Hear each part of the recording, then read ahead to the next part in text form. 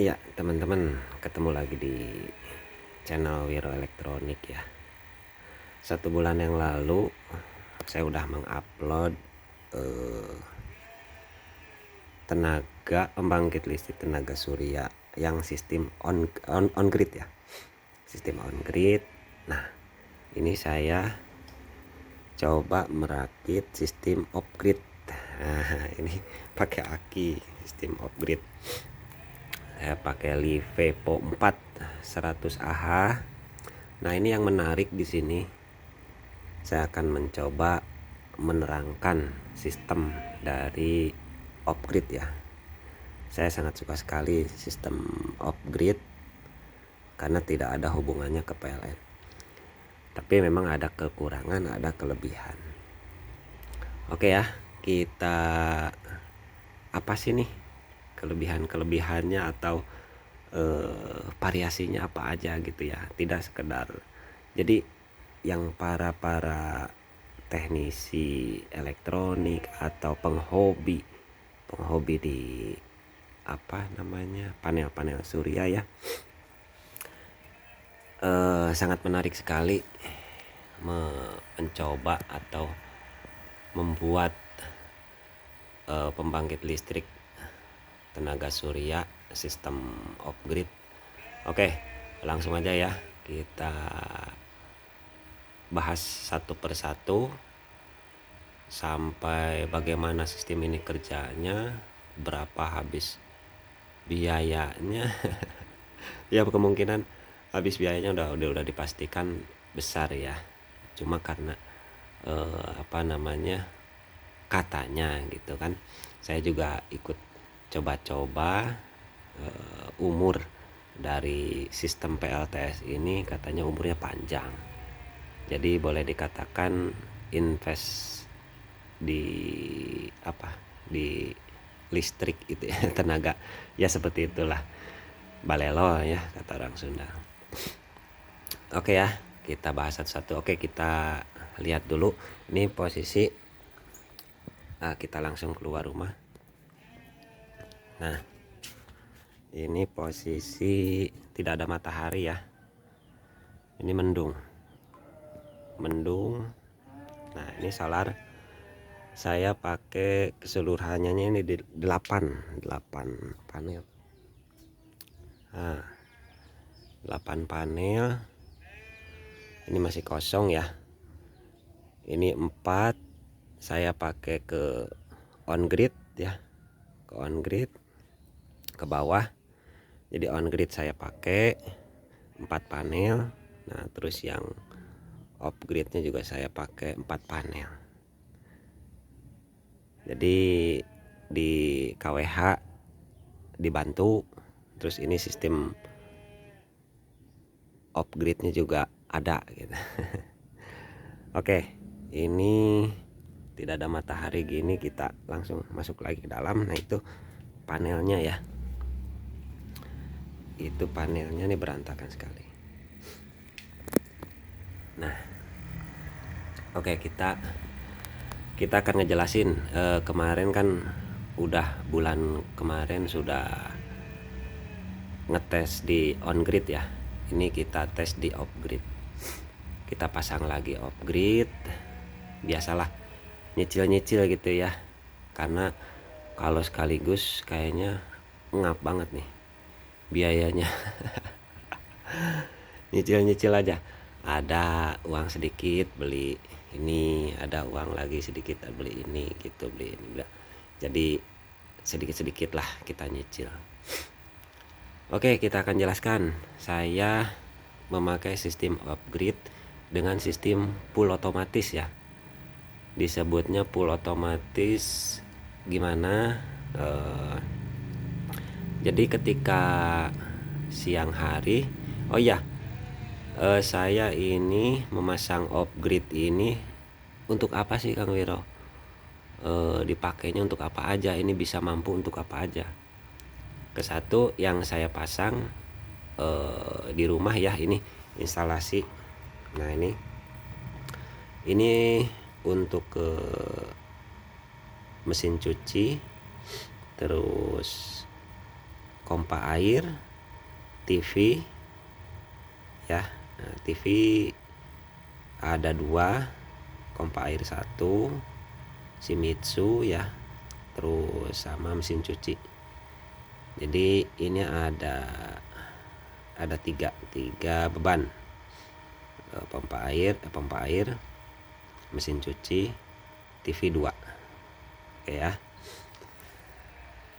Tadi di luar nggak ada matahari, nggak muncul ya, padahal ini udah siang, udah sekitar jam 10, setengah 11, sekitar setengah 11, karena di bulan-bulan ini cuacanya kurang bagus ya, produksinya cuma segini.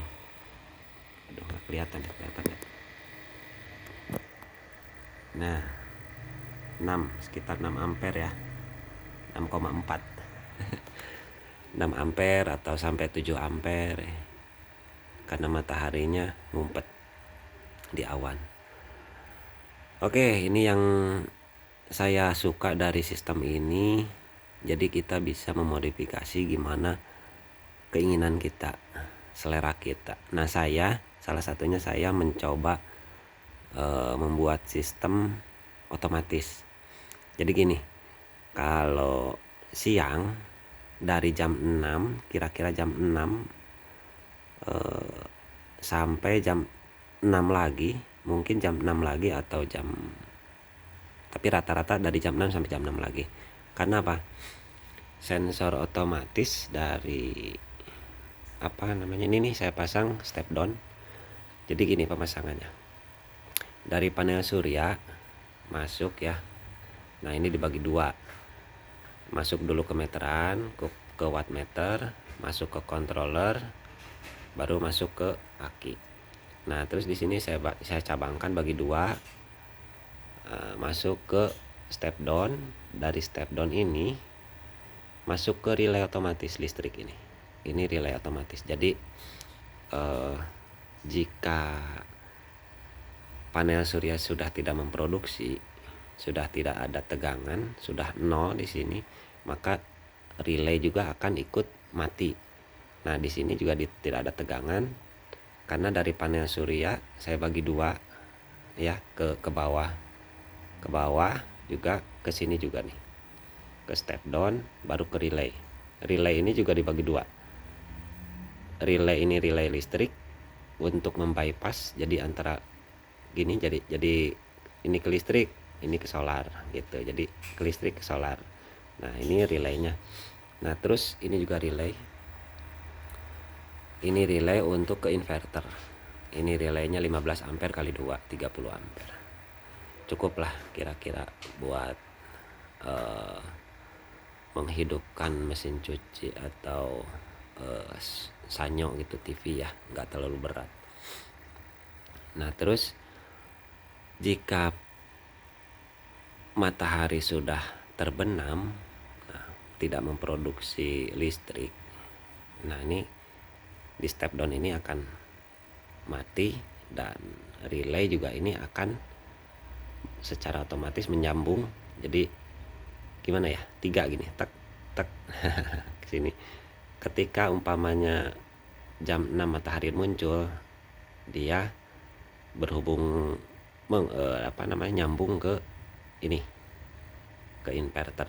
Nah, jika jam 6 sore sudah tidak ada listrik, dia akan tek ke PLN.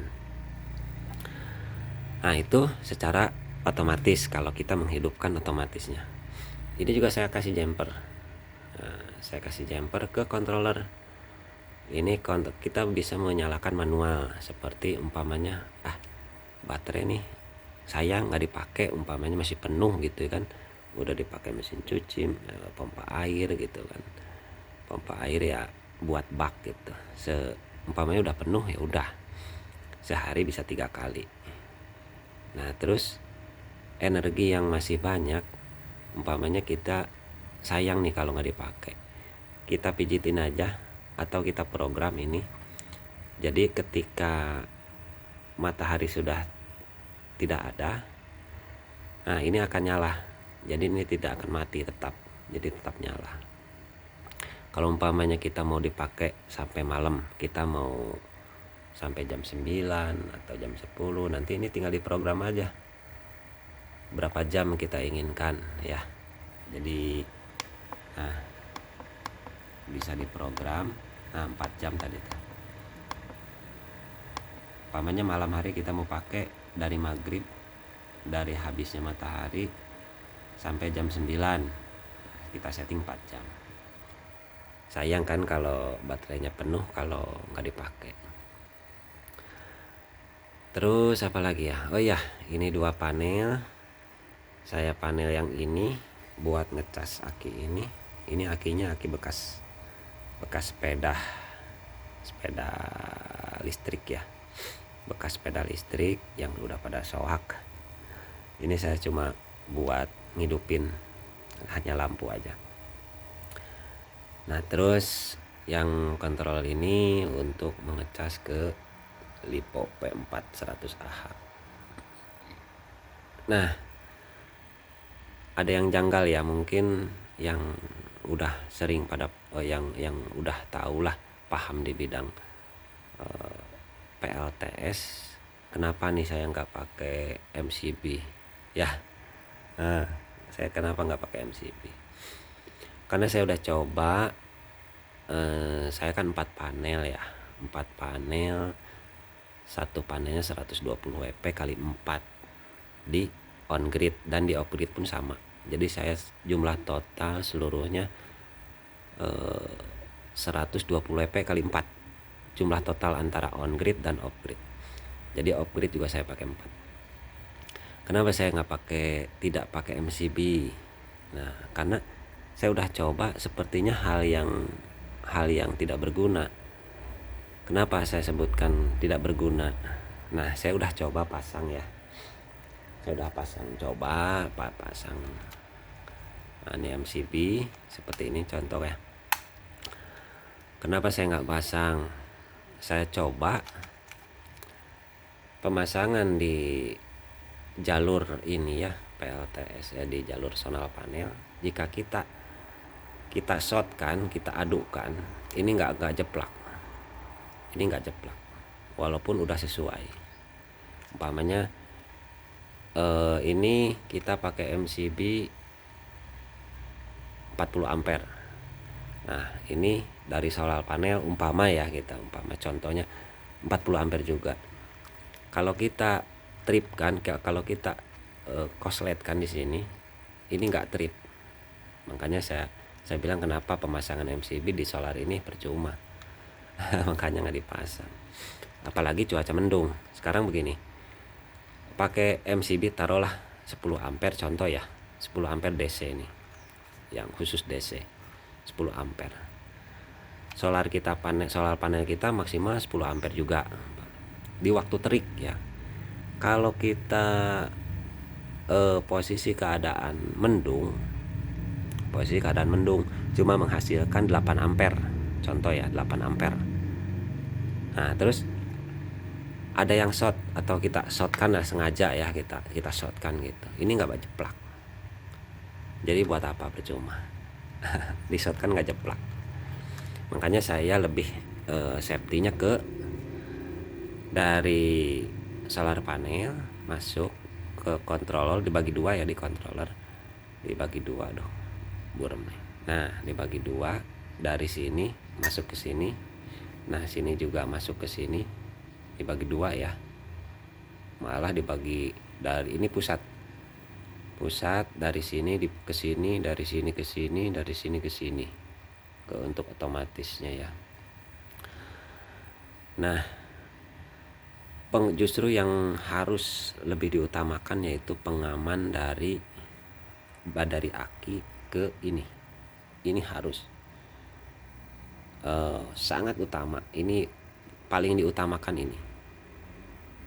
Kalau saya sudah tes dari aki nyambung ke sini, itu kalau ada korslet nggak trip ini, jadi percuma dipasang. Ya cuma itu pendapat saya dan saya udah coba, walaupun MCB nya disesuaikan dengan ampere panel surya. Umpamanya gini, panel surya 120 WP dikali 4. Satu panelnya itu menghasilkan 6,5 ampere. 6,5 ampere ini nggak murni, pasti nggak nyampe lah 6,5. Yang saya sudah uji, yang saya udah lihat di wattmeter ini, maksimal cuma sampai 23 ampere, 24 ampere. Nah itu maksimal, berarti kan nggak full. 120 EP kali 4 berarti 480, nggak nyampe. Karena apa? Faktor-faktor banyak, faktor losis dari kabel ya kan, terus dari teriknya matahari pun juga pengaruh. Kenapa makanya saya bilang percuma ini? Ketika mungkin bisa aja di umpamanya gini, kita pasang tadi di packnya itu di wattmeter ya. Jadi kita nggak ngitung ke panel suryanya, umpama panel surya bisa menghasilkan 26 ampere, tapi kenyataannya cuma sampai 23-24 ampere. Jadi ada tekor pasti di kabel. Nah terus kita pakai MCB yang sama, umpamanya sekitar taruhlah 25 ampere lah ya, 25 ampere. Nah itu nggak bakalan trip, apalagi kalau cuaca mendung. Ya saya udah coba. Oke, nah kembali lagi ke sini. Ini sangat diutamakan karena apa? Dari aki ini ampere besar ya, ampere besar. Nah terus ini pun dia meload sangat besar sekali. Jadi kalau umpamanya kita memberikan beban pompa air ya, yang udah saya coba pompa air itu sekitar 240 watt ya konsumsinya. Nah di sininya sekitar hampir 20 ampere, 19-20 ampere. Nah ini makanya sangat perlu sekali. Kalau ini ada yang korslet, jadi begini, kenapa perlu sekali? Kalau umpamanya kita bareng mesin cuci, lampu, TV, terus apalagi TV 2 ya, masa pompa air ya, pompa air. Ini ampere akan loncat sekitar 30 ampere lebih dari 30 ampere. Nah kita tambah lagi beban, umpamanya beban semua lagi menyala, tambah lagi beban, umpamanya contoh bor listrik besar ini, dia akan melonjak lebih besar lagi. Nah ini berguna. Jika melebihi kapasitas yang dipakai, ini akan trip. Dan jika ini ada masalah, jika korslet MOSFET-nya atau ada ada kerusakan lah di dalam di sistem-sistem ini, maka dia akan trip. Ya makanya berguna sekali. Ini bukannya berguna lagi, harus dipasang, harus ada dari baterai menuju terminal ya, wattmeter, relay otomatis yang tadi saya ambil gabung dari sini. Relay otomatis dari sini dibagi dua, jadi pembagiannya 2 relay, dari sini ke relay ke bawah untuk memutus tegangan ini, tegangan DC. Nah sedangkan yang kedua yang ini untuk membypass listrik PLN ke inverter ya. Jadi sistemnya saya suka sekali nih, sistemnya jadi otomatis. Jadi kita setiap hari nggak perlu kita ada yang pencet-pencet, nggak perlu. Jadi ketika matahari habis otomatis dia akan menyala. Kenapa saya pakai sistem ini, sedangkan pakai sistem ini pun bisa katanya kan gitu ya, pakai sistem controller, kita setting aja 12 jam kan, saya ini otomatis hidup dari jam 6 sampai jam 6 lagi. Kenapa saya nggak pakai ini? Karena kalau ini kan di waktu sistemnya, kalau ini nggak di waktu. Umpamanya gini, Kenapa saya pakai otomatisnya pakai solar cell ini ya, saya ambil. Kalau dari sistem solar cell, dia nggak melihat waktu. Kapanpun, jam berapapun solar ini tidak produksi, dia akan membypass listrik secara otomatis. Kalau ini harus nunggu waktu, ya kalau ini di waktu. Oke. Terus apa lagi ya? Ini saya pakai waktu untuk lampu, instalasi lampu semua saya pakai di timer ya, pakai timer. Jadi ketika timer sudah disetting jam berapa kita mau menghidupkan lampu di rumah dan mematikannya jam berapa, sudah diprogram di sini. Oke, mungkin itu ya unak-aniknya. Berapa pembiayanya, berapa nih Om katanya? Ya mungkin boleh dikatakan besar ya. Besar ya, itu relatif. Gimana kita kalau membangun sistem PLTS ini kan sistemnya bisa nyicil ya, bisa nyicil tuh. Kita mau beli panelnya 1 biji dulu atau 2 biji dulu. Nah terus aksesorisnya juga kita beli controller dulu, apa baterai dulu gitu kan. Jadi tapi pada inti utamanya itu ya 3 macam ya. Inti utamanya yaitu yang ke-1 solar panel, yang kedua controller ini ya. Ini juga harus penting untuk men-cut off jika sudah penuh dia akan meng-off-kan secara otomatis, dan jika kosong dia akan meng-off-kan juga otomatis. Jadi ini perlu. Jadi yang sangat dibutuhkan itu solar panel yang utama ya. Yang kedua controller. Nah, yang ketiga sendiri nih baterai.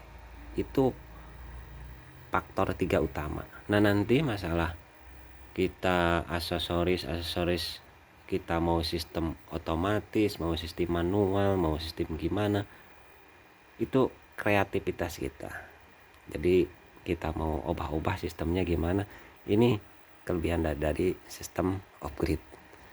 Kalau sistem on grid udah nggak bisa kita robah-robah, dia udah pemasangan 4 panel surya, sistem masuk inverter, colok ke listrik, udah nggak bisa dimodifikasi.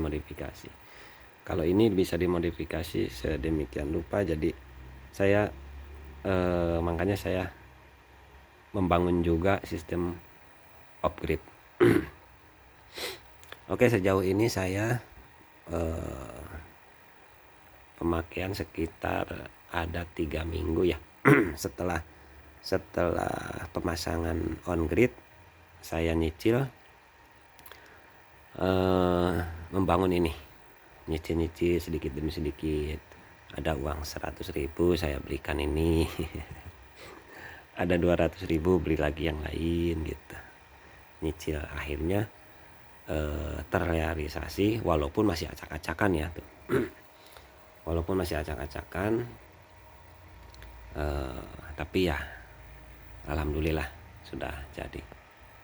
Oke, kita coba ya, kita coba beban. Nah, terakhir kita coba beban. Beban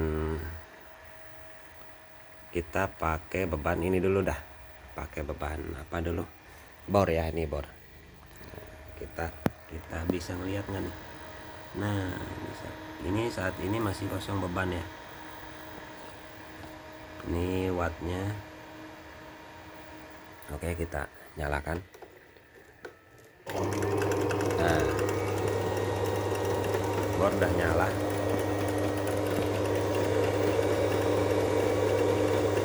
Bor udah nyala. Ini ada 144 watt, 0,686 ampere. Oke ya. Ini ampere di bawah, narik 12 ampere. Oke ya, kita matikan. Nah, ini salah satu contoh aja,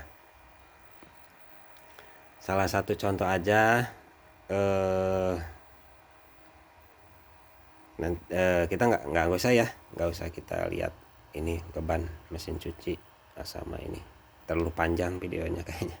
Ini ke beban ke mesin cuci, ke pompa air. Oke, gitu aja. Mungkin kalau ada yang ingin konsultasi atau apa, ada yang ingin konsultasi atau apa, yang ingin tahu gimana sih sistem-sistemnya, atau ya yang kalau yang sudah paham ya terima kasih ya. Oke, terima kasih buat rekan-rekan yang udah subscribe dan yang ingin coba-coba sistem pembangkit PLTS ini. Silahkan, dengan senang hati saya kalau ada yang ingin tukar pikiran atau berbincang-bincang, atau yang saya tunggu chatnya ya di di komentar. Terima kasih.